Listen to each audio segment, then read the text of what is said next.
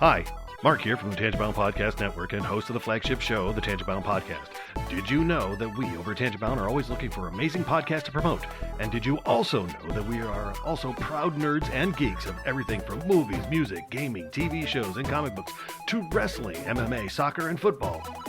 Whatever you can nerd or geek out about, we've got it. And if you're interested, we can help you find it. And if you're a show looking for a place to call home, we've got you covered. Side effects may include upset stomach, dizziness, tumors, shakes, and in some rare cases, death from excessive laughter. Though to be fair, it's only sometimes. Other side effects may include diarrhea, gallstones, heart palpitations, and strong desire for cookies on the dark side. Talk to your doctor and visit TangentBoundNetwork.com and see if Tangent-Bound Network is right for you.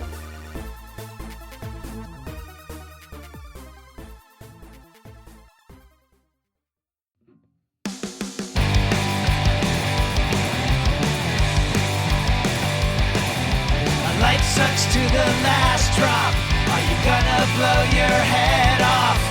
Take good aim and don't forget to duck. A life sucks every Monday and all the way to Sunday, but I wouldn't have it any other way. I don't care how you're doing, what's up or how's it hanging. I'd like to buy this world one last drink. Life sucks all of the time, so stick it up your sunshine, and then you'll see the clouds every day. And then you'll see the clouds every day. And then you'll see the clouds every day.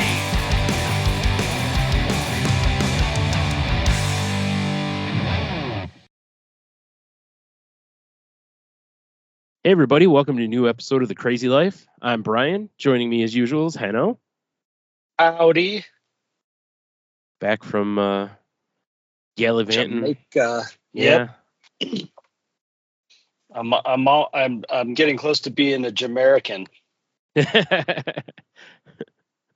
was our 7th time. I couldn't figure out if we'd been like, it goes at 5 is 6 and 5 is the 6, and then Sharon was like, wait, she remembered one time that I'd forgotten. It's like, okay, we've gone 6 times, this is 7. Wow. Like, all right. Did you guys go to the same resort, or was it a different resort this time? We went to a new resort this time. Okay, I thought you did. It didn't seem like it did, because obviously I've seen pictures from your previous trips, and it did not seem, it didn't ring a bell for me. Oh yeah, totally different. And I had some sort of a bias against the place based on some of the photos I'd seen. Okay. And it had to do with the fact that it was one long building where it's just a really long building. And I thought it was going to be like this just big modern hotel looking thing. Oh, okay. And it was the complete opposite. Really? Yeah. So it was the first resort built on the North Shore of the island, and it was the first all-inclusive on Jamaica. And so therefore it had its own. It was built in 1948. They had it done by 49, and it became a draw for all these actors and musicians. And so in their piano lounge, they had all these old black and white photos. And I was like, oh, wow, look at these photos from the 50s. So I go online and I find this, a website with some of the history. And I was like, okay, this place was one old building, which I guess a lot of people don't complain about how like it's too old. I mean, it's clearly been remodeled over time. But reading the history about it, all of a sudden I was like, oh, wow, this place is the birth of all-inclusive resorts in Jamaica. Right. And then it has more restaurants than the other 3 resorts, and I knew that it was kind of like it was their flagship resort as far as the restaurants go, and I think the food reflected it not that the food at the other places isn't just as good. It is, but it's got that little extra bit. And even the way the service of the service staff too was just slightly different. And then what I really like is if you're used to one thing at one of the resorts, it ain't going to be the same at one of the other ones. And I dig that. Each resort has its own kind of personality. Yeah.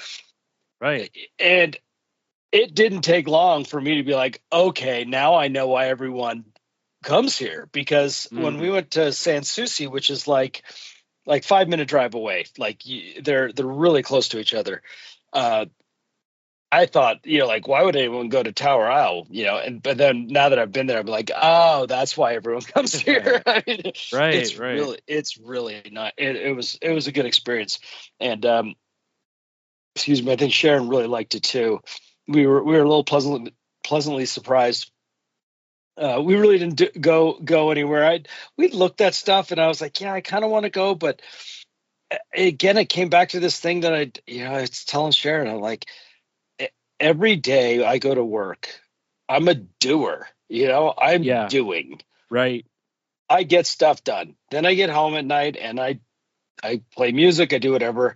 And on the weekends, I'm doing again. I'm working around the house. And so when I get some time off, I want to not do. Yeah, right? Exactly. Right. And but we still, got out and, got to go, did a little paddleboarding, some kayaking, and their water area isn't as nice as Negril, but that little island they have, which is the Au Natural beach, was so nice and quiet and peaceful. And we went out there one morning, and it was really cool. And then the best part was we got to watch the SpaceX Starship go up in a meteor shower right over our heads. Oh, really?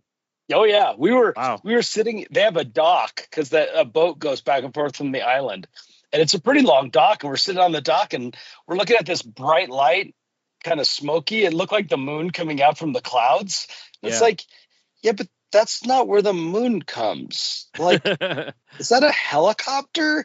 Oh, like, I don't know what that is. So I stopped kind of not paying attention to it, and then it keeps going, and it keeps going. And then all of a sudden it becomes a whole bunch of little pieces and a little meteor shower coming down. Oh, wow. And I'm like, what? Quickly look on my phone. It said, SpaceX to launch again today. And then I saw it said, like a live feed. It just said lost contact. I'm like, oh, yeah, I know what happened. Yeah. Just saw it. For sure. Yep.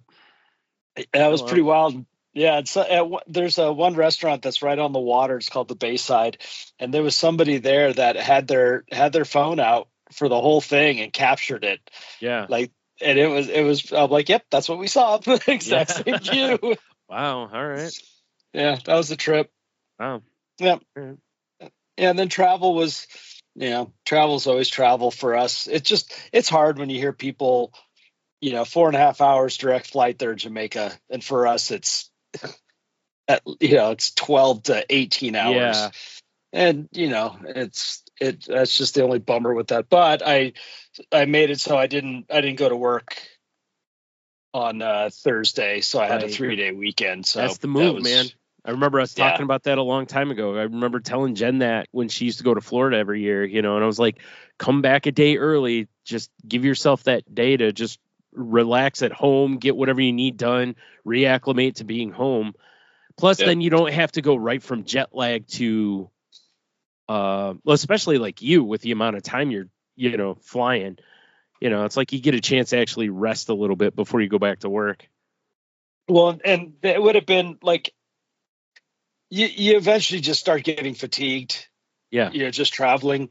Mm-hmm. And the thing that if I had to go to work the next day, I would have been even more irritated. Yeah, exactly. And at least this was like, you know what? I got all day tomorrow, and I actually went by work on Friday because we have a new general manager. Oh, really? Oh, yeah. Wow. All right. Yeah. Our GM put in 30 days notice 30 days ago.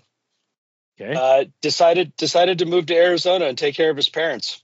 Oh, all right. And he just said, I'm leaving in 30 days. That's it. Oh, whether you find someone or don't.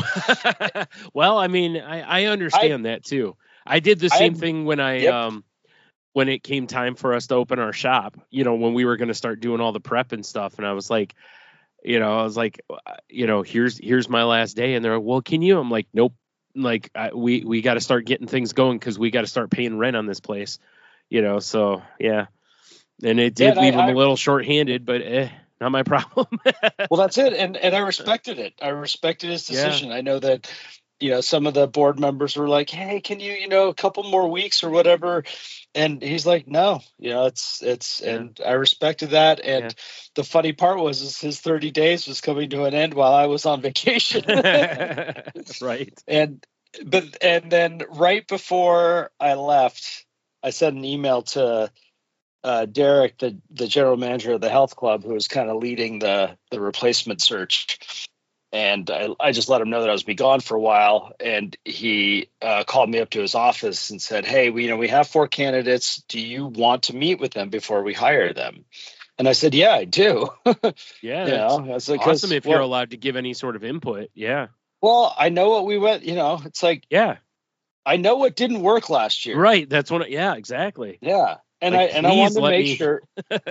Yeah. And I appreciated it. And then, but he mentioned who one of the candidates was. And I said, I like that. He's another local guy. I met him before. He did work at the health club for a while.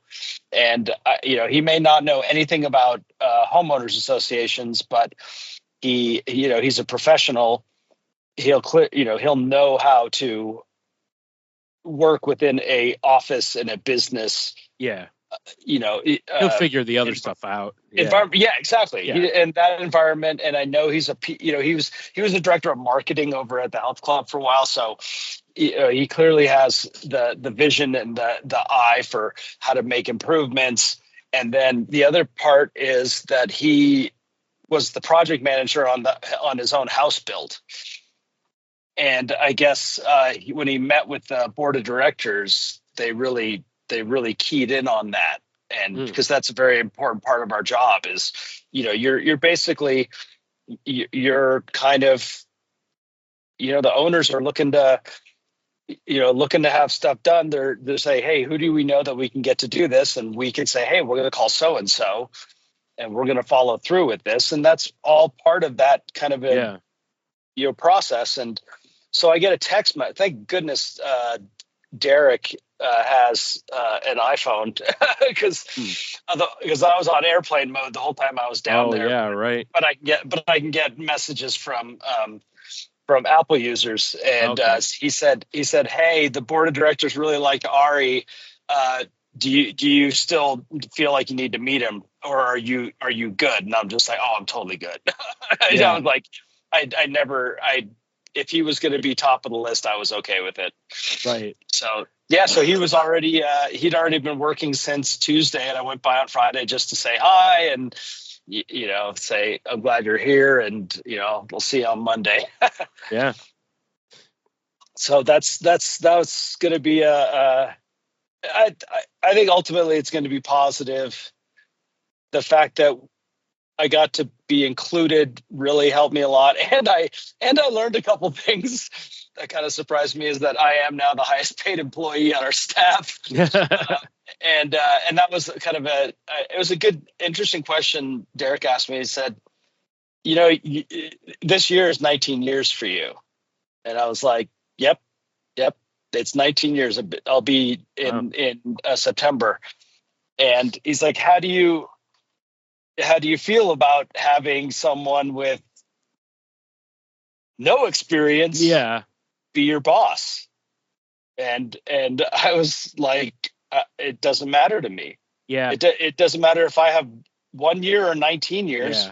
The only thing I would ever say on that, right, was like, because I ran into that stuff when I worked at a video store, to where, I mean, it's not like I had 19 years, but, I had been there a while. I knew all the ups and downs, everything. And you have somebody they literally just hired walking in, and they're telling me what to do. And it's like, look, I don't need you to tell me what to do. I already know.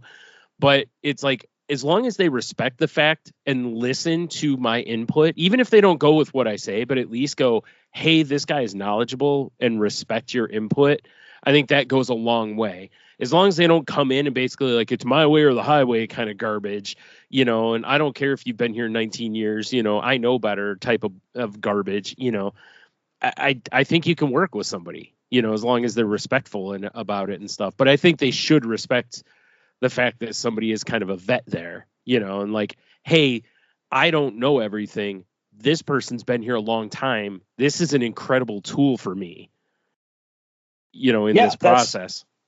Yeah. And it'd be one thing if they were hiring a facilities manager. Yeah. Because then I'd be like, see you, bye-bye. And I ain't giving you, and I'm not giving you 30 days notice. 30 days, you're getting my 2 weeks. Yeah. And you're lucky I'm even doing that. Right. Because that would just be just a giant slap in the face. Right. However, this person needs to be an office manager, and he needs to basically be our HR person. Yeah. And it doesn't matter how long I've been there. There are rules that are a part of our employment. There are, you know, there's a structure for how our office is run. And it doesn't matter how much time I have. Mm-hmm. If I violate those rules or I go outside of the norms, you know, somebody needs to call me out on it. Yeah, 100%. That's it. Mm-hmm. It's that simple. Yeah. I mean, it really is. Yeah. Like I expect somebody to look at like, okay, this is what I'm responsible for. And this is you know, this is my world. Yeah. You're in my world, and you will follow, you will do it just like everybody else does. Yeah. Yeah. One of the things that really bothered me is I saw too many, you know, the people in charge having special perks. Yeah. And I never liked that. And a lot of that is from my first employer, who the management went by the same employee manual that everyone else did. Yeah. Same benefits, same everything. Yeah. Nobody had extra. Nobody had special contracts. And we had too much of that. Yeah. And that applies. I think it applies to the people on the top and everyone on the bottom, you know, all the way up. Is like, I don't mind if when it comes to like employee benefits, that they waive probationary periods or, you know, waiting periods, that kind of stuff. Like I've never had an issue with that. Yeah. You got to attract people. I was just going to say a little signing bonus I wouldn't be mad at, you know, because you're right. Yeah. You got to find ways to attract people. You got to attract people. Yeah. But when you start promising one person is on a different set of, you know, guidelines or rules as other people. Yep. It doesn't work out. If we learned, it does not work out well in the end. Right. So yeah, I'm excited because I think that because he's, you know, he doesn't have a lot of experience in this world. He's going to walk in and learn it as we do it. Mm-hmm. It's not about bring in your boilerplate and apply it here. Right. It's you need to learn our system. Yeah. Yeah. So. Yeah, it's cool.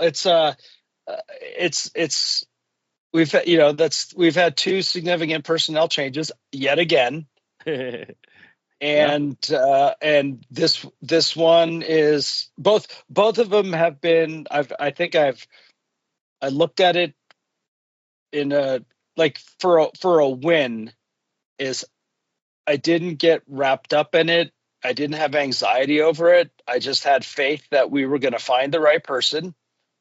Didn't know how long it was going to take. You know, our new guy, Daniel, totally kicking butt. Good. You know, and now we got a new GM, and, you know, it's kind of cool. And, you know, I'd wrap it up with what's going on with me with music and stuff. It's just been an absolute treat.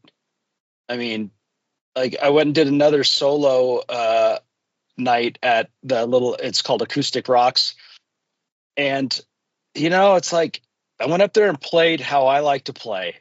Yeah. Did things the way I like to do it. And I didn't care if anyone was in the room. Yeah. Didn't matter. I came up, I did my songs, played them, felt good. and one of my other fellow musicians that I play with, he kind of laughed at me later. He's like, because we're both the guys that do sound and play bass, even though we're not bass players. Right. And it's this thing where it's like both of us are kind of tired of supporting other people. That's fair. There's nothing wrong too with, stepping out and doing your own thing. I mean, you see it all the time in big bands, like the singer will go off and do their own side project or whoever, whatever. Somebody in the band will start another side band because maybe they want a different sound or they want to do something different, and it's just a different vibe for them. And I think that's good because as creative people, you kind of need that, if you're getting that itch to do this instead of this, it's like, you got to scratch it. Otherwise it just gnaws at you over time. So, and why deprive yourself of potential joy there? Yeah. That's just silly. So yeah, I'm good. Well, good. I'm glad that you're enjoying that. Yeah. It's been cool. Been fun. Oh, and then the best part was I love having my birthday while I'm completely doing something else, like traveling. Yeah. Because it just goes by like nothing happened.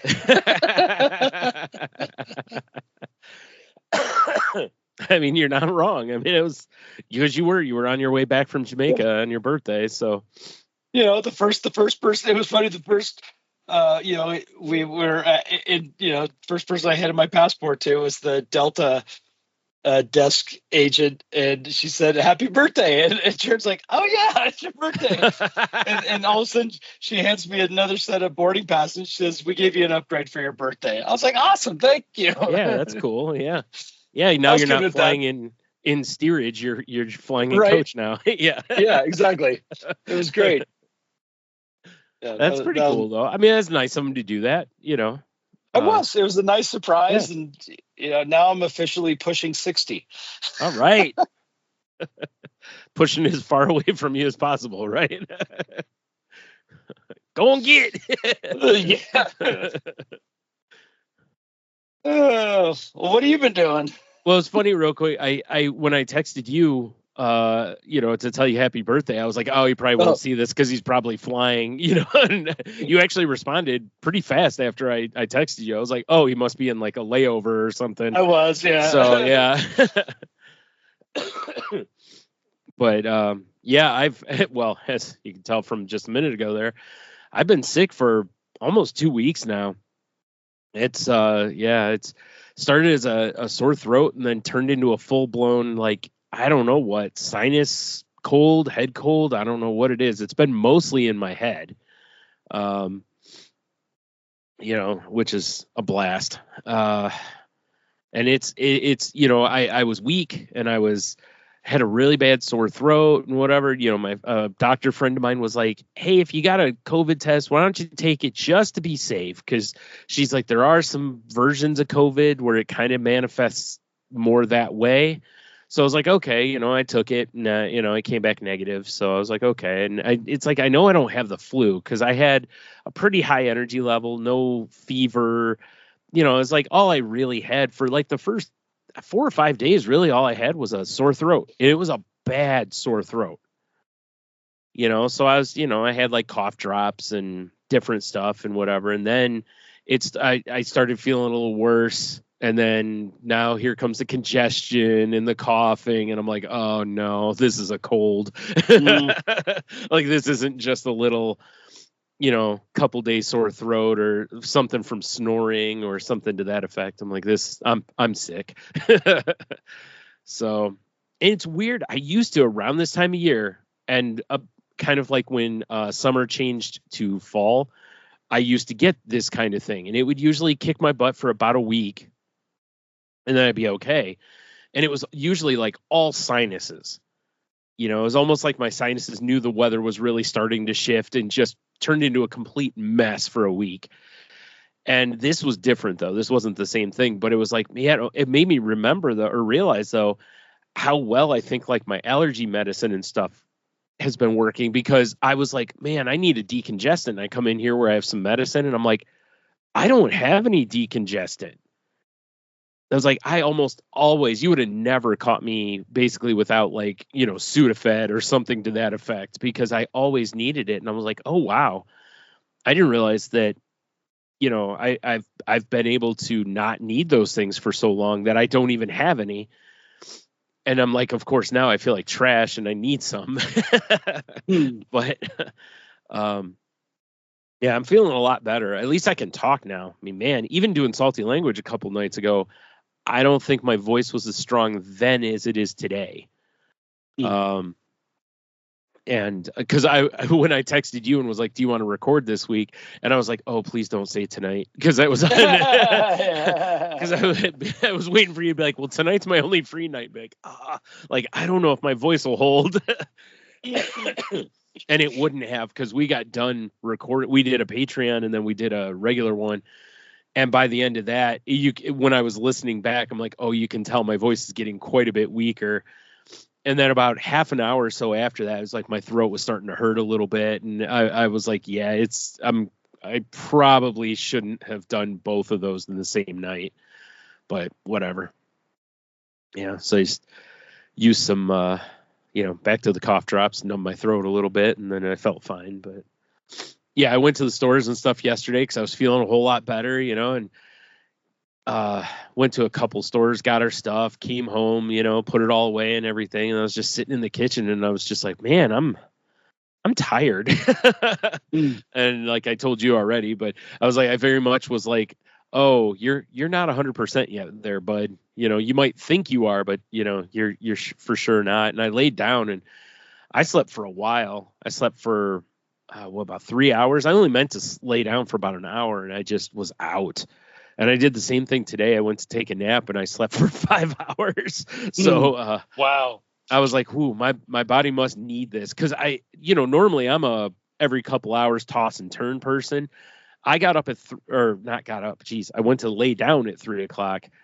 And like I said, I barely remember laying down and I was done. And then my alarm went off, or not my alarm went off. I don't know. There was something woke me up and I turned over and I was like, whoa, it's 8:00, because it was dark, but we've had storms all day. So I didn't, I couldn't go, oh, it's whatever time.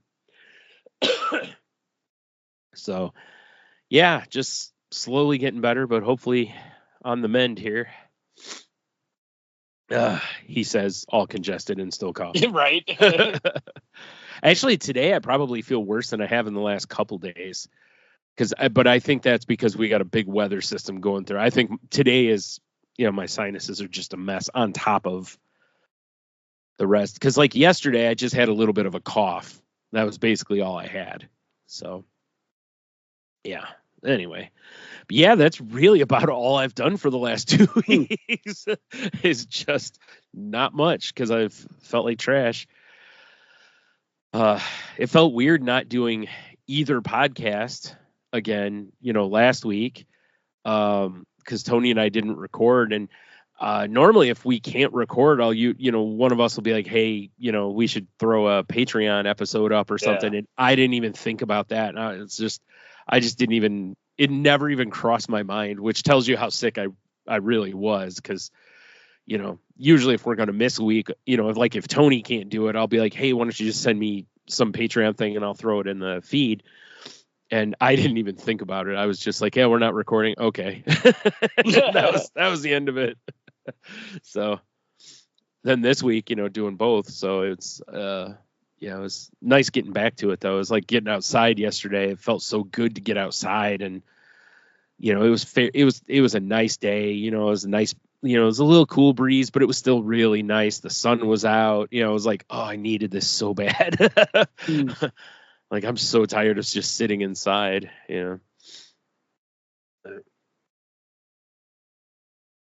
Yeah, going to the store and I'm like, okay, I'm going to, just in case I'm still in any sort of way contagious or something, I'm going to keep my space and everything and go in. Forgot I was going to wear a mask. Totally forgot the stupid mask. And I was like, first store I went into, they don't have them anywhere.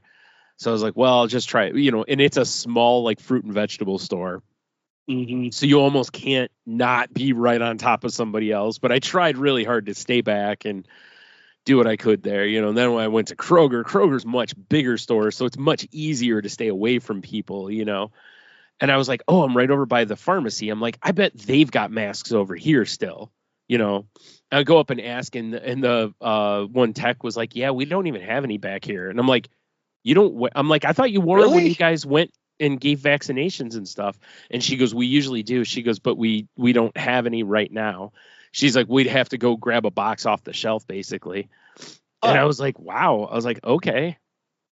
So I was like, okay, well, I guess I'll just go back to keep my distance thing. And so I just socially distanced and, because again, I don't want anyone else to get sick. Also, I'm in a weakened state. So if they happen to have something, I sure as heck don't want to get like a flu on top of this, or something. So I'm, I just did my best to stay as far away from people as I could and whatever. But yeah, by the time I was done, because I had like a case of water, I've got pop, I've got other stuff in there, and I'm pushing this cart all around the store. And by the time I'm done, I very much was like, man, I'm feeling this. Like, normally I can push a grocery cart around, no big deal. But I was like, I'm feeling this. And like I said, then when I got home and we put everything away, and I was like, I'm tired. Like, I should probably go rest. It's so crazy, just how much you take that stuff for granted. Because grocery shopping, you can do that, no big deal. It's whatever, But yeah. Anyway, so yeah, I wish I had better stuff to share. It's just been a thing. I do have a story to tell you off show, which I'm sure everyone listening will be like, oh, come on, but sorry, folks. So, yeah, anyway, so it's funny. Yeah, it's weird because, after we miss a couple weeks, usually we've both kind of like, oh, I did this and this. You were on vacation and I was too, apparently. So clearly, yeah, just slightly different location, with our God, what was that? Our record for the year snowfall we got the one day, which was 1.8 inches. Are you serious? That's it. Yep. That's it. Barely, yeah. I know I'm cursing us probably, but we've barely gotten these. I mean, we had more in December, like we had a more of a snowfall, but it still wasn't much. I mean, it was still less than a foot. And I remember as a kid, every winter there was at least one snowfall that was like, because I'd have to go out and shovel it or whatever, and it was like knee deep basically, And the worst one we've had this year, our neighbors have a snowblower and they cleaned off behind the car and did a strip right up as far as they could go next to the car. They did the sidewalk that goes out around in front of our place, so neither of us had to get out and shovel, which was really nice because I shoveled it previously. And it quickly reminds you if you have any sort of back issues that you have back issues. Yeah. So I very much hate shoveling. It's not that I mind the physical part of it. It's really where I hurt my back years ago is like the first place that shoveling really kind of goes after. Also, I don't have one of those cool ergonomic shovels. I've got just the old school shovel, but I need to get that thing you and I talked about. Was it that little snow thrower thing that you told me about? I need to get us one of those, and we just still haven't gotten one because neither of us has any business out there really shoveling, especially my mom. But like I can only do so much, and I have to come in and kind of rest my back usually because it'll start to spasm, and it really sucks. I hate that. I can't even do the full sidewalk area usually. If it's heavy, if it's light, I can, but if it's heavier snow. So thank goodness we haven't gotten any real heavy snow. But yeah, 1.8 inches the other day, and that was our for the year record. So in 2025, that's the most we've gotten. So wow. And we're a week away from spring. So that's going to be it for the winter basically because they've got no snow. Well, there's one day where there's a chance because the low might dip low enough, but they're not expecting any real accumulation because it's going to be warm enough that whatever hits the ground probably is going to melt, for the first bit of it. So we've been fortunate in that regard. It blew my mind the other day because, I talked to you and I know you live in a resort area. You guys need snow snow helps you guys, for the skiing and all this.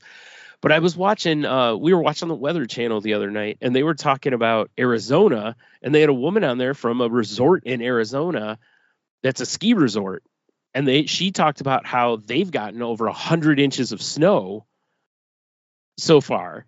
And I was like, what? And I always forget about, in Arizona, when you get up in the mountains, they get a lot of snow up there. I forget about that, because when you think Arizona, you think like desert, hot, and, I'm sitting there, I'm going, really, and I was like, oh yeah, I forgot. I had a cousin that used to live more toward where the mountains were, and he used to talk about getting snow. And people were like, huh? Because again, you think 120 degree weather in Arizona, you don't think, 3 feet of snow. But it was kind of wild listening to her talk about it and how excited she was because apparently they had another big snowfall coming. It's good for them because, for skiing, but. Yeah, we're supposed to get 3 to 5 tonight and maybe a few more tomorrow when I'm at work. But that's great because in a week we have got the World Cup ski races coming over here. So, and you always want real snow, right? Like, do you guys have like snow generators or whatever they're called?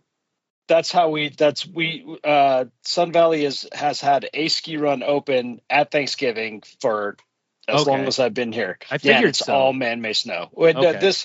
This place has one of the most sophisticated automatic snowmaking systems in the world. Okay, fair enough. Yeah. There were other like when a lot of it was basically when X Games, really changed things for like snowboarding and that kind of thing, and everyone's now looking to. They do their winter stuff up here, and then they go to the southern hemisphere, when it's their winter, and go up in the mountains there. And so they were looking at, some places they still got to make snow. Yeah, right. And so we'd have people from Brazil over here, and even Europeans were sending people to Sun Valley to just see the system because climate was changing, and they're gotta do what they can. That's part of what I was figuring on that was that you guys probably did because as the climate is changing, you don't know how snow's, whether you'll get more or less of it going forward. And I would assume you'd rather have like natural snow, but it's nice that you have the other. Well, what's great about the artificial snow is as a base layer, it's really it makes a big difference just because the water content is so consistent. Oh, okay. And right, and so they're just basically make these gigantic piles that are, they're 15 to 18 feet tall. I think the ski guns are 18 feet tall. Jeez. And so they make these giant piles, and then they take the cat tracks and they just push the snow across the run. So you end up with this really consistent base. And so everything that comes down on top of it's just, that's why we have really great grooming, because again, that real consistent base layer because of the snowmaking operation. So that's kind of cool. That is cool. I didn't know that. Okay. Yeah. Why would I? That's where I was not really. Michigan does have snow, but you got to go more north in Michigan for that. Like where I'm at in Michigan, there's not really. I don't think there's any skiing. There might be ice skating. That's about the best you're gonna find here. Actually, I forgot. They just in Toledo. Was it last year or this year? They made a really big like skate park. Like you can ice skate and everything, and then. Like they just shut it down and they converted over to roller skating for the summer. Mm-hmm. So, and it's a whole big thing. People are like, it's gone over like gangbusters. People love it, but it's like, that's about the best we got here. Like you're not really going to find a ton of like slopes to ski on and stuff unless you start heading more north into Michigan or heading to another state. Cause it's Ohio's not so much known for it either. especially not this time of year because it starts warming up a little too much. But I'm sure there's probably some. Ohio does have some hills and valleys and stuff, in parts of it, but it's probably not much. I don't recall anyone ever going, "Hey, I'm going to fill in the blank Ohio City." Exactly, to go to hit the slopes. Yeah. Like I said, in Michigan, I know there is because I remember seeing advertisements growing up, but you got to go. I don't know if it's in the UP, but you got to head more that way, the opposite edge of the state from where I am for sure. There's definitely none down here. It's pretty flat here. It's like the biggest way to surprise people is when they learn how many like beaches Michigan actually has. Because they don't think about the fact it's like there's a giant lake right there. Like there's there's actually, and you're not far from Lake Erie, and there's other man-made bodies and stuff too. So I mean, I wouldn't put them up against, like Carolina beaches or Florida beaches or anything, but they're beaches. Yep. Toledo's got beaches, but they're, I've been in ocean beaches and I've been to those beaches, and I'd for sure rather go to the ocean beaches, and plus the climate's a whole lot different, just nicer weather, but whatever. Yeah. Oh. I know it's weird to like kind of not have a lot to wrap up on, I can't remember. When no, that would have been before. Yeah, I had therapy scheduled and I had to reschedule it because of being sick. Because I was like, I don't want to go sit in a small room while I'm sick with this with my therapist and potentially make her sick. Also, I couldn't really talk. I couldn't imagine trying to go sit for an hour when I'm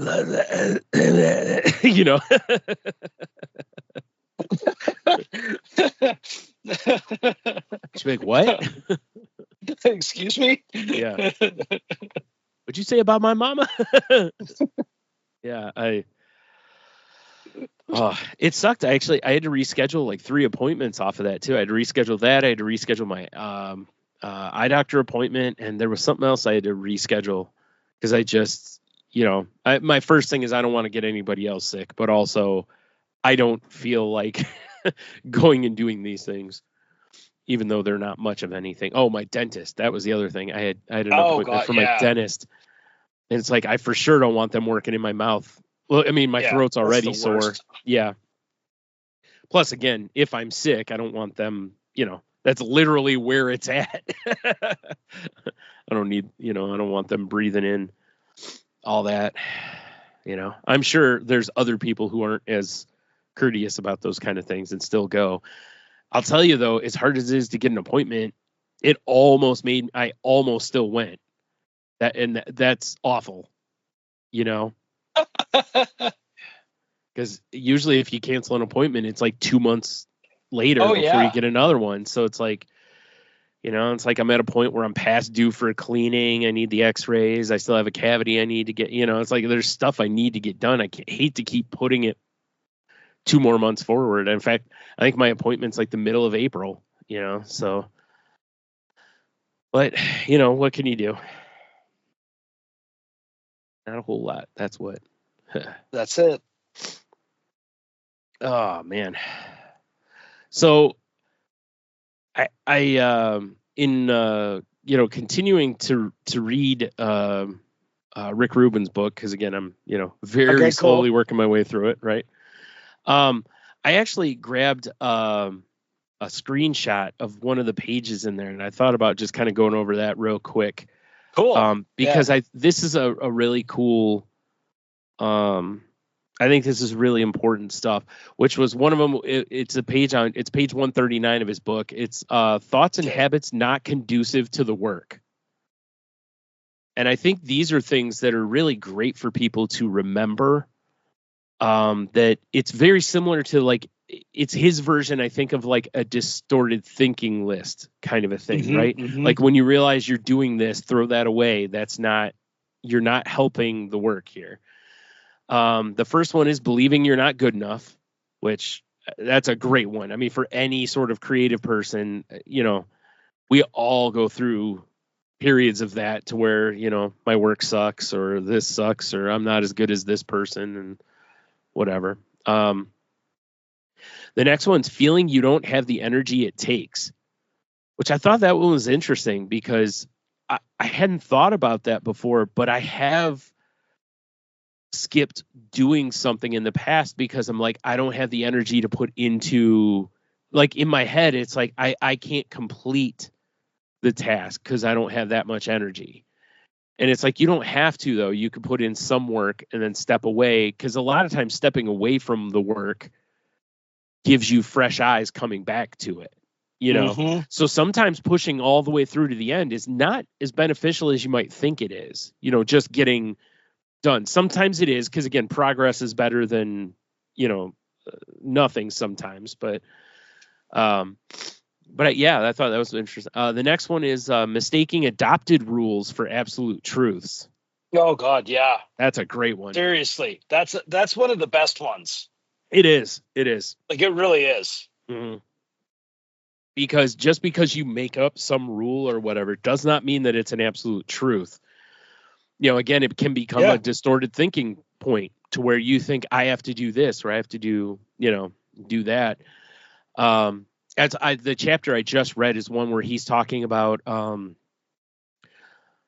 deadlines and about how sometimes you need deadlines to help motivate you, but also don't let deadlines hurt the work. Basically. Yeah. Now, again, in a professional setting, sometimes you don't have the choice because a customer says, I want it by this date. You've got to deliver something. But when you're doing stuff essentially for yourself, you don't have to put hard deadlines on something unless you have an art show or you have a book that has to be published or, so if you're in a position to where you're just creating works for yourself, don't let a deadline hurt you in that regard. Don't rush the process just because you want to get done, kind of thing, or you think you need to get done, whatever. The next one is not wanting to do the work, and he has laziness in parentheses. That one's really interesting too, because there's a lot of days where I think not wanting to do the work, there's times where you have to take that and be okay with that. Like you give yourself grace there, but that you can't let it become like, okay, it's been 3 weeks since I've done anything on this, or 4 weeks, or, then it becomes, I think that's where it becomes less, similar to like depression. Like it's okay to, hey, today's just not a great day for me, but 3 weeks in, you're like, okay, I need to make a change here. Like this isn't good anymore. This is becoming what I don't want it to be. And I think it works that way with this too, is, taking a day off is fine, but don't let the not wanting to do it creep into your head, because it can become very powerful. And I've seen people in school, like in art school, I've seen this really get people to where they've been working really hard or they're a little exhausted. So I'm going to take a day off, and then it becomes a week, and then they don't turn their assignment in, those kind of things. So it can really bite you in the butt. Excuse me. The next one's not taking the work to its highest expression, meaning settling. And that one I like too. It's really interesting because you can, on a lot of these, you can very much go, yeah, but then you go, okay, you have to kind of temper it a little, because again, sometimes finishing the work is, again, sometimes progress is better than nothing. And, but don't just, I don't know what the word for it is. Don't flesh out ideas because you're just like, it's done. If you get a spark of something else, see it, I think he's meaning like kind of, see it out, make sure you're not, again, I think a great example of this is when he worked with the Chili Peppers and they talked about how they had written 15 or 20 songs, and he was like, keep writing. It's like, well, we got enough for an album. Like, we don't need to keep writing, but he was like, keep writing, because you don't know what that next song might be. Maybe that next song is a great song. You don't know, so, kind of push as far as you can. And then you go, okay, now you have an expectation, then figure out where where the finished level is for the work. Yeah, I just don't like. I still have a real issue. Anytime anyone uses the term settle to refer to something being not less than, Yeah. when the entire definition of settling is to find either balance, agreement. Right. If like everyone has taken it's just become common usage now that when we talk about that, when I settle for something, I am accepting less. Yeah. And it's just, that is not the definition of the word. Right. And it's really interesting too, because there's sometimes when you're working on something that you have higher expectations for something and it's just not going to get there.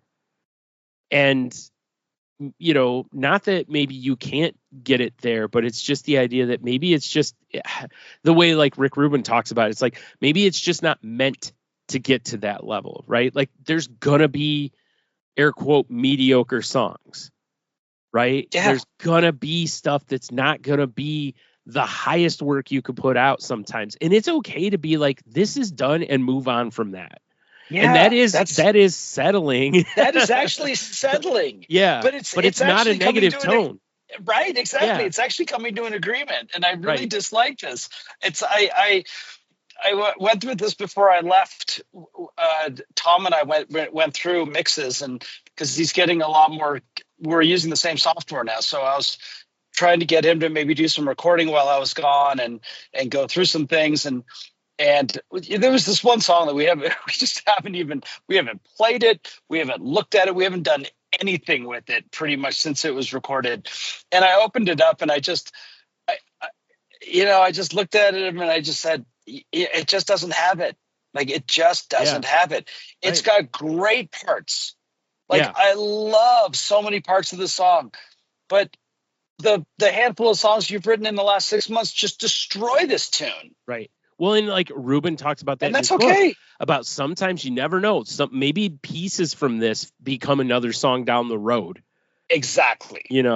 Or something. Yeah. And that happens all the time. And I mean, I'm not that I'm some music expert, but I've heard musicians talk about that, where they have, files on their computer and they're looking for something, or a producer, something down the road, and they'll go, oh, I've got this.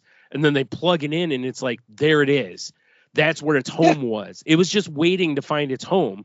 And you were trying to cram it into a place it didn't belong back then, and or to use like Rubin's thinking, you grabbed it out of the ether early, basically. Like it wasn't its time and you went ahead and grabbed it. But yeah, that's what. But we know when something can't get brought to a higher level. Yeah. You know it. You just know. You're like, what? You're shoehorning it. Yeah. Yeah, and that's not to say that it can't happen someday down the line. Something amazing happens.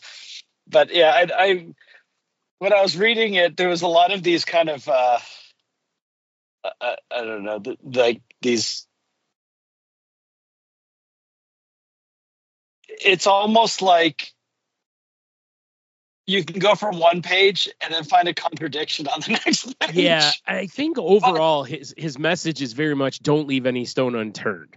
That's it. I really think that's what he's going for. Opening your mind. Yes. Right? Yep. And it really is about no matter what, he basically says there's never a wrong answer. Yeah. There's never a wrong decision, as long as you, in your heart, feel that you came at this with your best intention, your best effort, and that if you didn't, well, that's okay too. Yeah.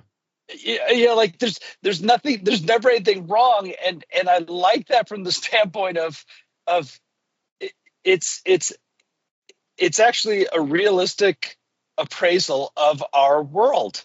Yeah. It was kind of like what we talked about the last episode where, we were talking a little bit about the let them theory and how it applies to Buddhism. And that is, Buddhism is like 100% Rick Rubin's, philosophy. Yeah.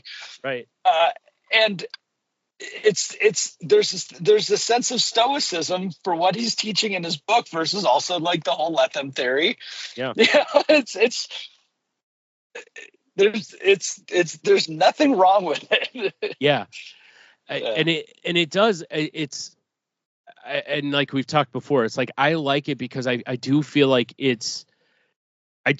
reading this has helped me try to look at my own processes and not be as locked with them. Like the last time I was in therapy and I was talking to my therapist about finding joy in things and whatnot. And she goes, well, do you know why you have trouble finding joy? And I said, yeah, because I lead with cynicism or skepticism, either one. I tend to go, I don't believe you, prove me wrong. And in that regard of if somebody tells me, whatever it is, I'm going to be like, where's your proof?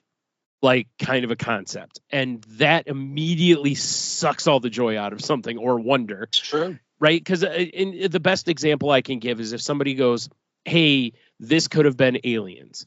My immediate thing is going, yeah, but you can explain it away with this, this, and this. Right? Bang. I immediately suck all the joy out of the room, and it's not that I mean to, it's just very much, it's part of my neurodiversity is that I struggle heavily with black and white thinking.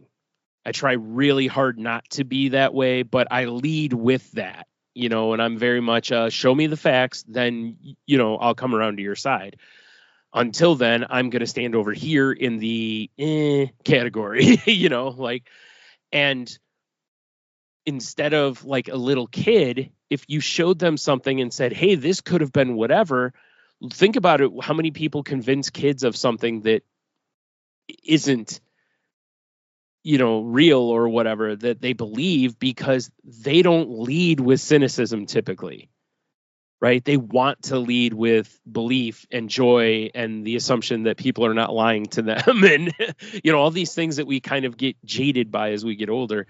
And, that was one of the last things I talked to my therapist about. And she was like, she goes, that's basically your homework is look up online ways to not lead with that, which I actually have found. And that'll be probably a future topic. But, doing stuff like that so that you're not immediately shutting your mind down. Because what I'm doing is I'm feeling like I'm an open-minded person, but I'm actually walking in pretty close-minded by leading with cynicism, and I get it. I understand it. And now the work is unlock that and at least open.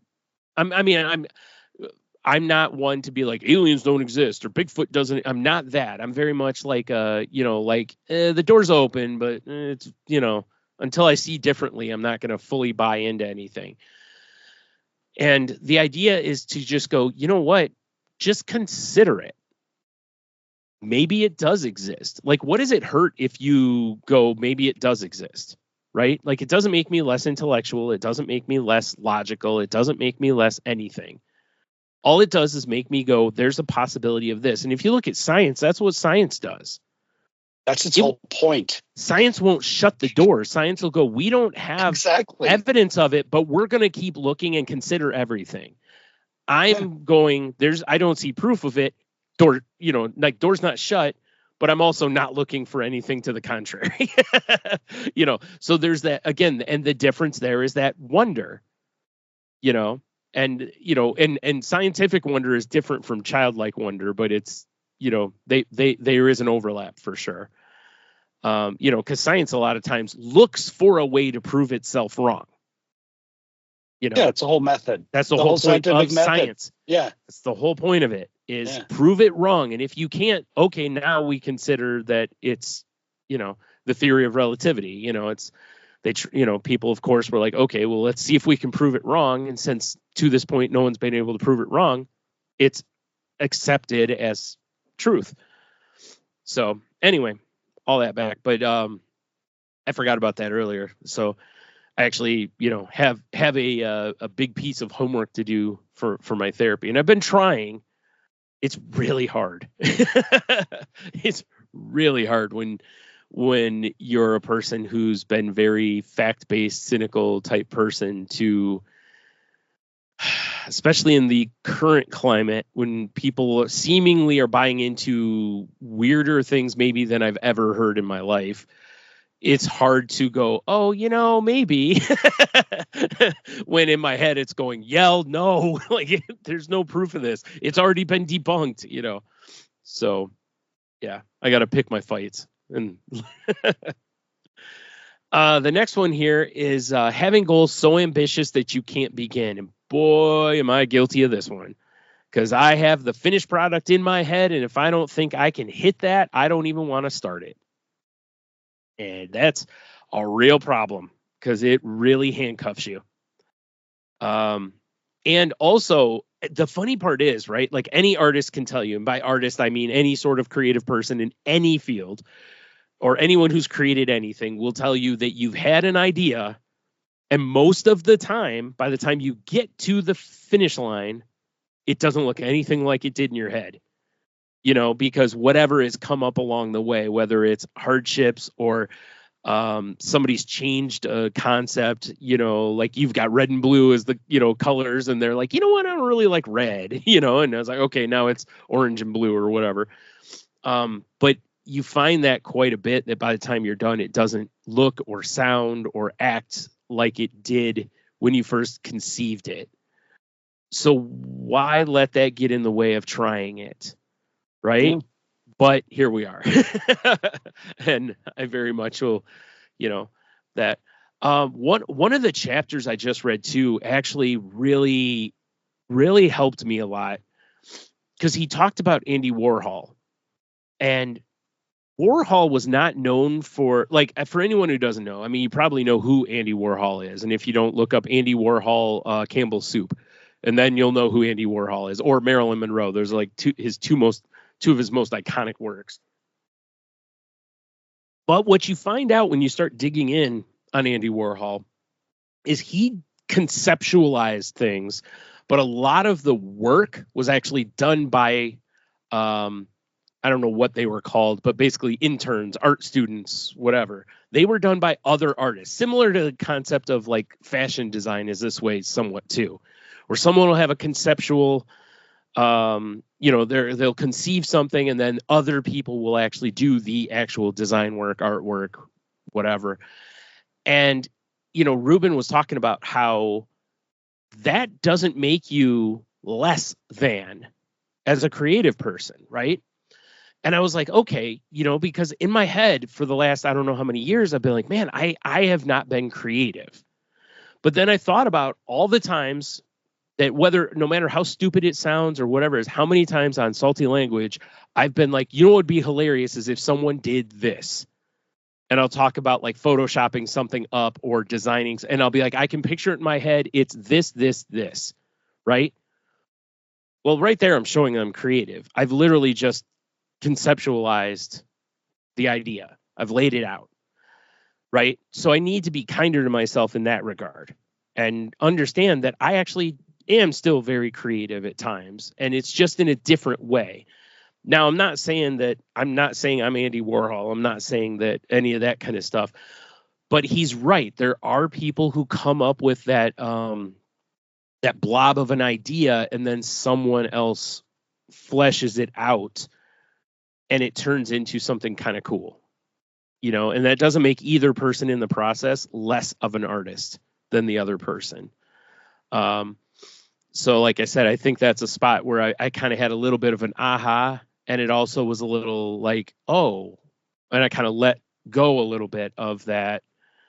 You're not creative anymore, or I don't come up with stuff anymore. It's like you do, it's just different than it used to be. So recognize it, celebrate it, whatever. If you're somebody out there struggling like me with this kind of stuff, this might be a big, kind of like, oh, kind of moment for you. Because it did help. thinking you can only do your best work in certain conditions. This one's really interesting because I like drawing. I could draw anywhere, really. Like, I never really cared, other than I don't like people watching me draw. I just don't like the idea. And I feel like when you're out somewhere and you're drawing, because you don't, unless you're in an art museum, you don't typically see people drawing everywhere, right? So if I'm sitting in McDonald's and I'm drawing, there's I'm going to feel like there's somebody staring at me the whole time. Like, that guy's drawing, because it's different. And they're not even necessarily judging me, but in my head, they're watching me, and now I'm uncomfortable, But again, it's in my head. I'm making up the narrative there, They might just be looking at me going, ugh, like they're a Guardians fan, ugh, might have nothing to do with the drawing. Excuse me.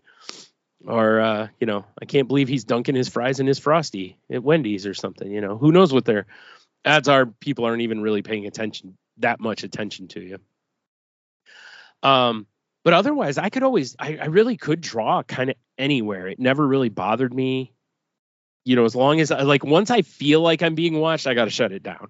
But aside from that, I'm not been the type to where I'm like, okay, I got to listen to this music. I got to sit here. I got to, that one's never really, I've never even been like, I have to sit at my drawing table. I literally used to sit in bed and draw.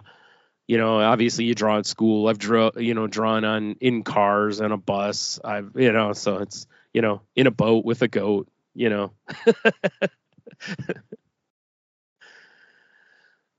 But I can understand where some people probably are that way, to where it's like, okay, I need it to be quiet. I need this. I need, Now, I will say this. I have a hard time reading or doing homework without setting certain conditions up.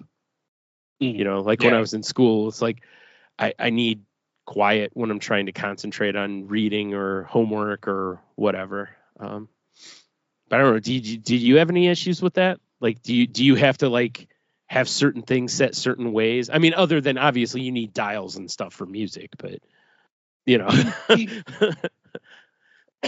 I mean, yeah, there's certain things that you can't do in certain environments. Right, yeah. However, yeah. Like, I can't draw if I don't have a pencil, so it's some sort of a drawing utensil, but yeah. I mean, yeah, there are technical issues, like you can't sit there and record something while a train is going by. Right, exactly.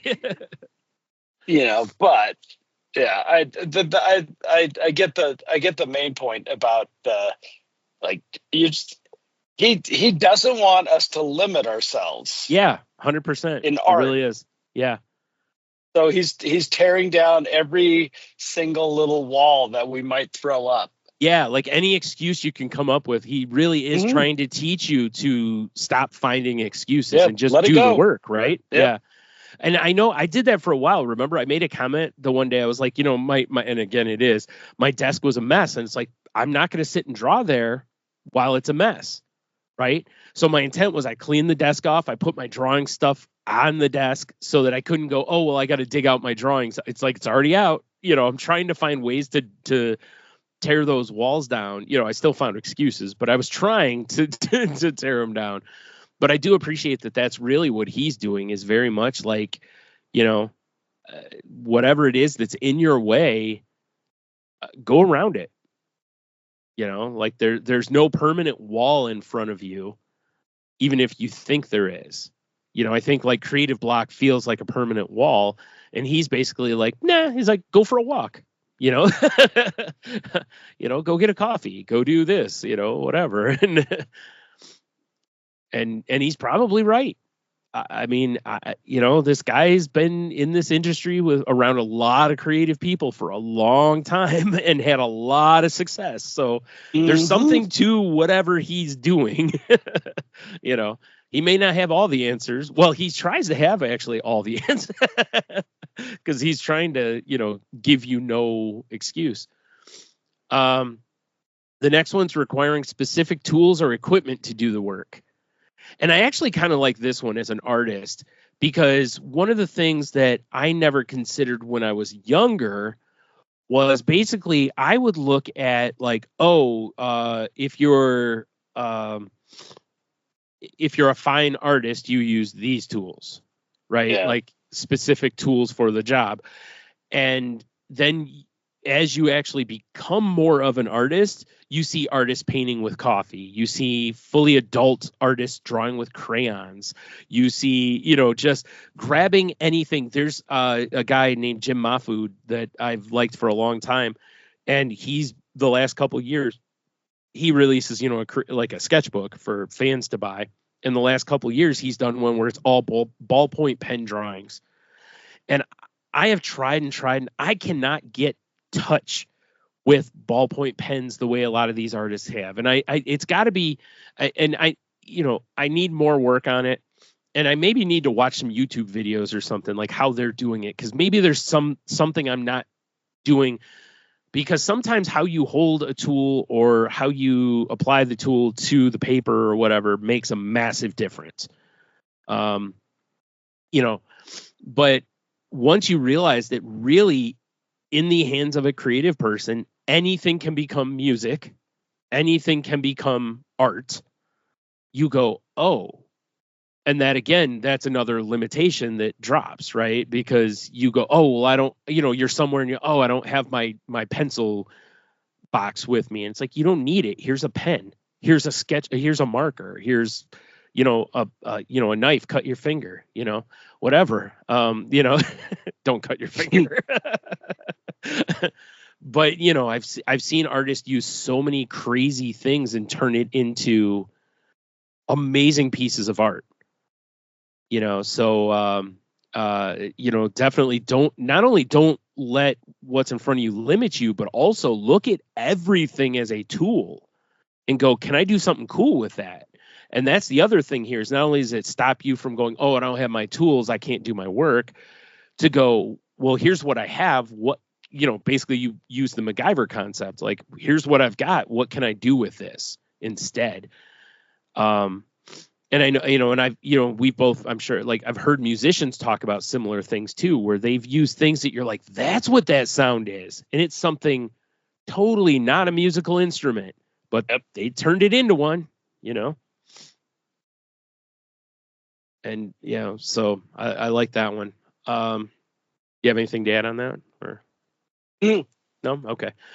Boy, there's another other than a lifetime of buying stuff, thinking that that's going to make the difference. Yeah, right. That's actually the other. Doesn't. I'm glad you brought that up. That's actually a big part of this too. I remember years ago, Adam Hughes, who's a guy who's known for doing comic book covers and doing pinup drawings with comic characters and all this, and his sketches go for huge money on eBay. And people were always like, what do you use? What do you use? And he's always like, it doesn't matter what I use. You just picking up those same tools will not make you replicate my artwork. He's like, you have to put the work in. You have to know technique. You have to, it's like, and it's like you're looking, like you don't realize it, but it's like you're looking for an easy fix, and there is no easy fix. You have to do the work. That's it. Now, saying that, certain tools do give you better results than other tools. Like if you're buying markers, Crayola markers are fine, but you can't really blend with them the way you can blend with Copic markers.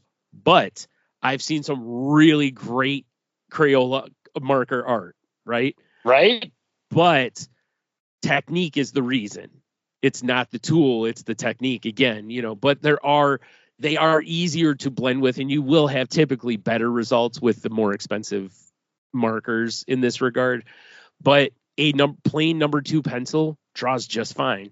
You don't have to have fancy pencil sets or whatever to draw. You just do the work. And then once you do the work, then you can elevate your tools and maybe elevate your, like take your art a little higher or whatever. But again, like I said, I've seen artists work with tea and paint, and it looks just as cool as something with really expensive paint. And all they needed was a paintbrush, water, and tea and paper, So don't let the don't get caught up in, I got to have the same guitar as that guy, or I got to have the same pedal, or I got to have the same markers, or whatever it is.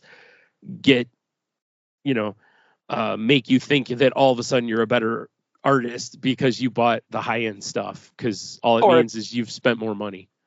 Or if you're just sitting there spending all of your time researching tools, right, instead of actually doing the work. Right. And I did that at one point too, to where I was very much like, I want to get the things the pros use so that I can blah, blah, blah, Now don't get me wrong. There are some times where you see something and you're like, what are you using? Like, I didn't know. Oh yeah. There was an artist that I saw, he was doing these sketches and I'm like, what is he using? Cause it almost looks like dry brush, but it's not. And then I found out that there's these like brush pens that I didn't even know existed, right? And I was like, oh, this is cool. And I got a couple of them and started using them a little bit. And they're really kind of fun to play around with. So, there's a time for, like finding out about new gear and stuff. But also, it's not like putting that pen in my hand made me that guy. I wasn't getting contract offers from companies the next day just because, oh, hey, this guy bought one of these pens, these $2 pens. Where is it? The next one here is abandoning a project as soon as it gets difficult. And yeah, I've done that one a whole bunch. So yeah, definitely. I will say this, sometimes it's not abandoning, but there is sometimes when you hit a wall, sometimes the smartest thing to do is step away for a minute, because at that time you may have exhausted all you can think of. And maybe you do need to work on something else for a couple days, or just step away from it for a day or two and then come back to it again, bringing fresh eyes or fresher eyes. And maybe you'll have and you'll see a way through the roadblock. But don't let it be a reason to just shelve it forever, because it's like, oh, I can't do this or whatever. Like I imagine, like you're trying to learn a new song on guitar, by some band or something, and you hit a part where you're just struggling to play it and you're like, well, I guess I can't play this, and just move on. It's like, what are we doing here? Like, how good do you feel when you get over that hump? Once you get that part, you're like, yeah, The next one's feeling like you need permission to start or move forward. I don't think I really felt that aside from, when I've worked with somebody like a client or teacher, to where the teacher's like, you can't move forward until you run your thumbnails by me, basically. So you literally do need permission before you can move forward. But other than that, I don't think I've really felt that on my own. I don't feel like I've needed somebody to tell me like, okay, move forward, or you're doing a good job. I'm very private with my art. I always have been. Like I've gotten a lot better about it. Like if people ask me now, I will share like a folder that I have with stuff in it. But for a long time, like even when I had like a DeviantArt page, it's like I didn't even put stuff on it for a while, like work that I had done, So, I don't know. Have you had? I don't even understand it. Okay. Because like I said, aside, like I could see if you were like, well, yeah, being in a band, like we move forward with something, but it's like, other than that, it's like, I don't know on this one. I feel like it's talking about an inside kind of a struggle.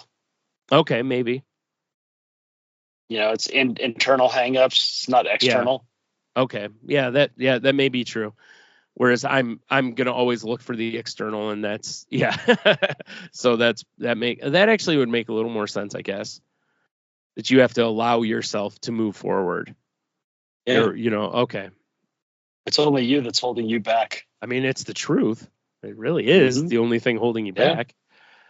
I used to remember people doing that, like, like when you're in school and you're reading and they're like, okay, read this chapter by whatever. And it's like, I've already finished the book. And people are like, you finished the book? And I'm like, yeah. Like, well, we're only supposed to read to blah, blah, blah. I'm like, did they have a gun to your head? Like, I just kept reading, like, yeah, I'm done. And if we have like reading class time, I'm going to be sitting there with my thumb up my butt. But, like, otherwise it's like, who cares? Just because the teacher said read a chapter, they didn't say and stop, and don't you dare read a page. The only problem I ran into is, since I would finish sometimes or read ahead, is I know what's coming. Yeah. And so then when we talk about, like, theoreticals or whatever, and I'm just like, oh, I got to, it's like kind of like if you're trying not to spoil a TV show for somebody and you're 2 or 3 episodes ahead and you're like, okay, where did you see up to? Okay. Now I can tell up to this point, Where's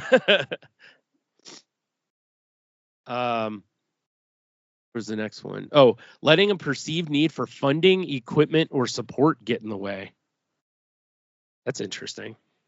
That kind of ties back to the environment or tools. Yeah. Yeah, because really, especially now, I mean, man, there's so many ways to work around those barriers that didn't exist 20 years ago. Yep. You can get noticed as a musician now, unlike, when you and I were younger. Like, the only way to get noticed then was to get out and play. Like, now you have social media and different stuff, so it's a whole different beast than it used to be. Same with art, like, if you were an artist, you had to grind art shows and different stuff and hope somebody noticed you somewhere. Now you can literally put your whole portfolio on your Instagram, and hope somebody shares it with somebody else, or they happen to see it, or it pops up on an explore page or something. There's just way different options, and funding, with different ways too, like Bandcamp and Kickstarter and all that kind of stuff to help people, fund an album or whatever they need.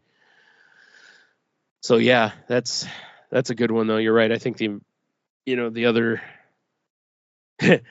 having too many ideas and not knowing where to start. Yeah. I can understand that too. That was my problem back when I was in school, and we'd have to turn in like 200 thumbnails, and then the teacher would be like, which one do you like? And I'm like, I don't know. I kind of hate them all, because I've just spent all this time with them. I kind of don't like any of them. But usually what you do is you'd pick like the 5 of them you really liked, and then, talk with the teacher or whatever. But it's still, it's hard though, like in that regard. But just in general, like if you've got ideas for 5 different projects in your head, it's like, well, which one do I start? Kind of a thing. And then really the answer is just pick one. Like, just start one of them, or do a little on each one and kind of see how you feel, And, yeah. And if, go with whatever one's leading you at the moment or something, The next one, boy, I wish you would really stop targeting me here. Never finishing projects. But yeah, that one, it's really funny because, like you were saying earlier, when you can look at some of the stuff he does and then you can find the contradiction. I mean, go to the settling one and then this one, and never finishing projects. Because a lot of times people go, well, I don't want to just blah, blah, blah, because I feel like I'm settling. Like, I feel like this has got more potential. Well, sometimes it's good to just finish a project too. Like if there is an element of like, if you feel like it's pulling negative energy out of you instead of positively affecting you, sometimes it's just time to, okay, I'm done with this and move on. Because again, as the artist, you get to choose when it's finished, unless you're working for a client, obviously. But, we're all assuming most of this is when you're working for yourself. You're doing work for yourself here. So, blaming circumstances or other people for interfering with your process. Well, that's a good one. That's when you're just in that, I just need any excuse to not finish this work. Or I just don't want to do this. Yeah. I mean, there are times where life really does get in the way. But again, those are this kind of situation's more of a, like, I can't believe you called me. Like, I was in a groove, man. I think it's more like a victim mentality. Yeah, right. Like, you're just, Whatever. Romanticizing negative behaviors or addictions. And I want to include in this that one of the negative behaviors / addictions for a lot of creative people are that you have to hurt in order to create. Yeah. And you don't. Yes, creativity can show itself in hurt, but that doesn't mean you have to hurt to create. So, and I've known people over the years that it's like that negatively affect their lives because they think they can create better, like when they're high or drunk or, and it's like it's like you're probably not giving yourself a chance to really, you're just scared is really what it comes down to, but other, any sort of other things that can affect you in negative ways like that. Believing a certain mood or state is necessary to do your best work. I think he covered that kind of already with the thinking you can only do your work in the best certain conditions. Yeah, you kind of see your last comment about being high or whatever. Yeah. Yeah. And that for sure, because there are a lot of people that feel that way, that I create the best one. I mean, you've heard it over the years in music. Yep. That a lot of musicians or like songwriters and stuff feel like that's how they write their best stuff or whatever. Prioritizing other activities and responsibilities over your commitment to making art. Yeah, that's just another one where you're just trying to find any reason to not do the work at that point. I kind of follow up with this. Well, are you really committed to making art then? Exactly, because you're not really if it's not a priority, right? So then you're not really committed. So there's really nothing that can get in the way of your commitment because then you're actually just not committed. Yeah. It's kind of a circular reasoning. It is. And like in that one, it's more about being honest with yourself about, is it really a priority to you? And I think a lot of us run into that with air quote time issues. I think that's a lot of people. And we've talked about that on here before to where like, if you change, I don't have time to I don't prioritize, boy, does it change the conversation. And I think this is another one, right? Like, I don't have time to draw. I don't prioritize drawing. Much different conversation. And honestly, easier to deal with, though. You just go, oh, maybe it's not as important to me as I thought it was, Yeah. The next one, distractibility and procrastination. Again, like you said earlier, I think, this is really him just trying to tear down any wall you put in front of you. Although it was funny. I mean, God, all through high school, I mean, I'd wait until like 2 days before the project was due and then bam, here's my project. And yes, I probably could have put up better results. I could have put up better art. I was cheating the process in the situation, but I got A's on like everything. So it kind of rewarded the behavior. Why stress for 3 or 4 weeks on a project I can do in 2 days? Yeah. And it's like, well, see the one about prioritizing and you'll understand why. Because what I didn't do there was prioritize the art. I prioritized the grade over the art. Impatience is the next one. Which I do like that one because I don't feel like you should really rush art. I having been the guy who waited until 2 days until the project was due. Because when I look back at the stuff, like I said, really what I did was cheat myself because I didn't, if there's 10 steps to doing something really well, I was doing 6 of them, because I didn't have time at that point to do 10. And had I done 10, it would have created, like I could have worked on, when you're layering stuff and drawing and stuff, you can really develop a drawing by constantly working on it. And I wasn't doing that. I was doing enough to get the grade and then that was it, So really the person I hurt in the long run was me. I didn't hurt anybody else. But the last one is thinking anything that's out of your control is in your way. Boy, is that a tough one, considering realistically, the things that are in your control are small compared to the things that are out of your control in your world. And again, just start doing the work. And if this happens, then react. If this happens, then react, and just, Be a bag in the wind. Or a leaf in the wind, I think is actually the. But whatever. A bag in the wind works just as well. Because it has no control over where it goes. It just gets blown around. But yeah, I really like that he put this in there though, because there are quite a few of them on there that I hadn't quite really thought about and really processed. And I've looked at this list a few times, and like I said, I think something like this is not terrible to have, like a picture of, like, saved on your phone if you're struggling with some of these things, right? You know, and go back to it. Similar to like I did for a long time with that distorted thinking worksheet, right? Like every time that I was like, well, this is blah, blah, blah. And I'd look and like, can I find this on here? Oh, there it is, you know, kind of a thing. Yeah. Now, how do I work on this? You know, and it helped a whole lot. And I think something like this can really help a lot of people too, because it really is, like you said, it really is about tearing down boundaries that we put up around ourselves. Yeah. You know, even if we don't mean to or don't realize we've done, you know, just becoming an adult, put boundaries around yourself that, again, children don't have. You know, so when they approach something, some of these things that are on this list, kids never even think of. Yeah. You know, when I was a kid, I wasn't worried about what other people thought about my art.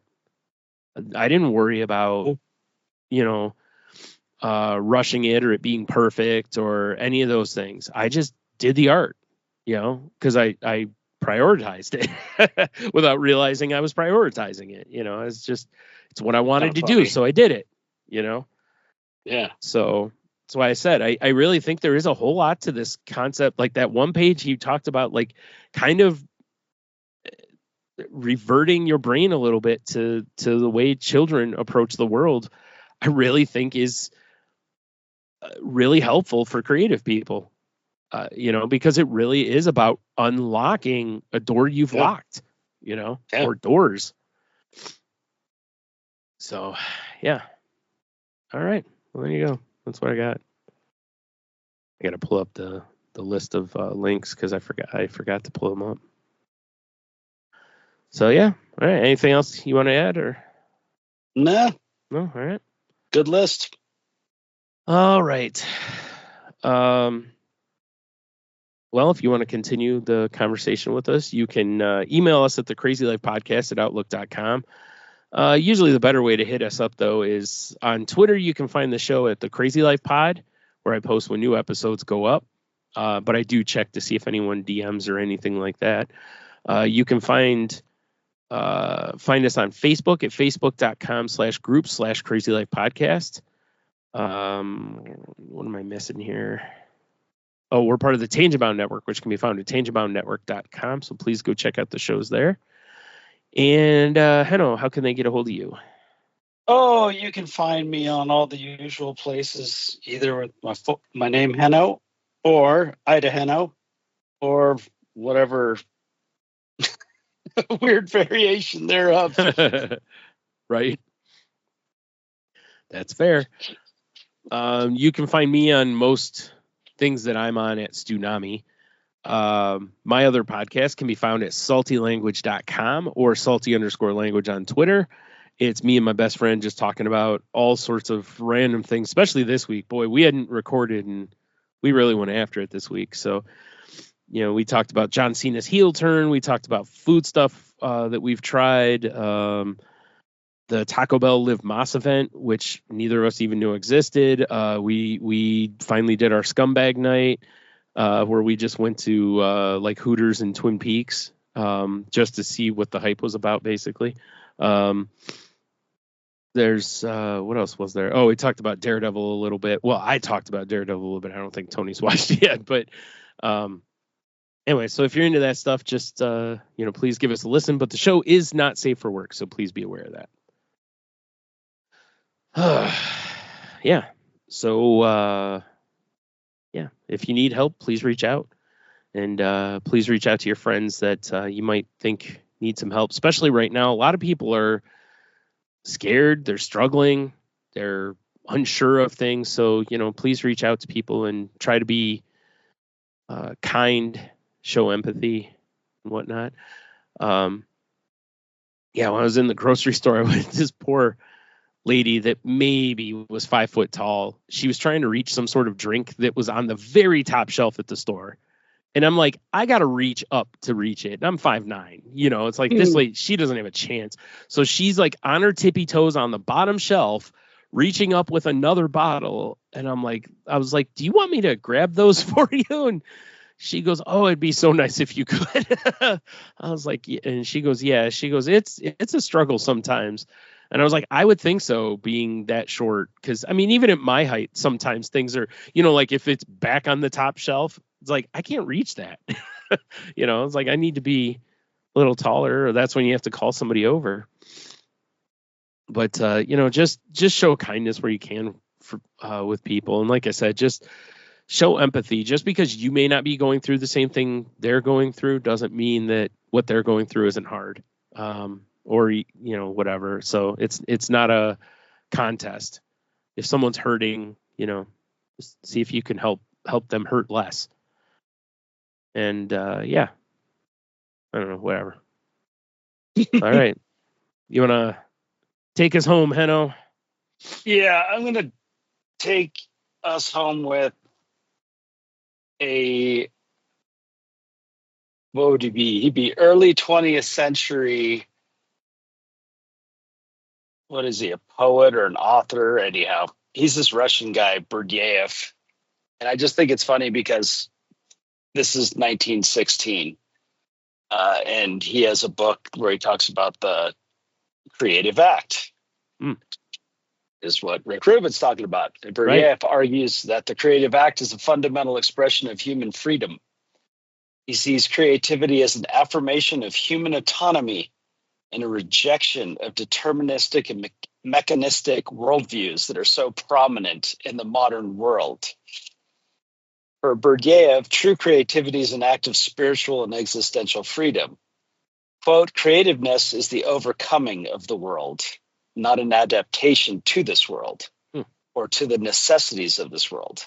Creativeness is transitioned beyond the limits of this world and the overcoming of its necessity. So stick that in your pipe and smoke it. Yeah. Art is punk rock, folks. Saying it for years.